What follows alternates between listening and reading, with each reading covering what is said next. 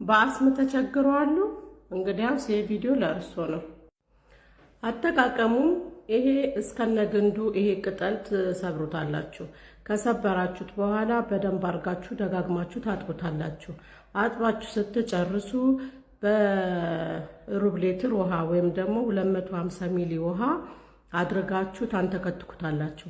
ልክ ከለሩ ሲቀይርላችሁ ታወርዱትና አንድ ማንኪያ በቀን 3ቴ ጠዋት፣ ምሳ ሰዓት፣ ማታ ከመተኛቱ በፊት በቀን 3ቴ በሲኒ እየለኩ ይጠጣሉ ማለት ነው።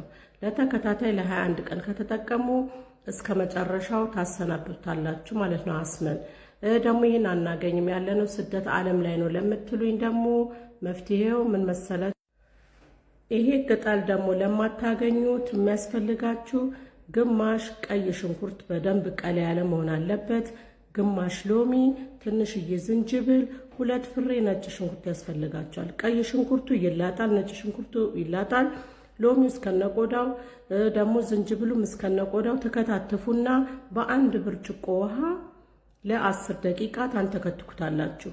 10 ደቂቃ ካንተከተካችሁት በኋላ ልክ ልታወርዱት ስትሉ ግማሽ የሾርባ ማንኪያ እርድ ትጨምሩበታላችሁ። ከዛ በደንብ ከተንተከተከ በኋላ ታወርዱትና ታጠሉታላችሁ። አጥልላችሁ በብልቃጥ ነገር አስቀምጣችሁ ፍሪጅ ውስጥ በየቀኑ ጧት ከምግቡም በኋላ ሊሆን ይችላል፣ በባዶ ሆዳችሁም ሊሆን ይችላል።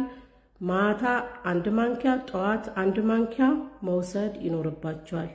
ግልጽ ነው እና በዚህ እስከ ወዳኛው አስምን ማሰናበት ትችላላችሁ።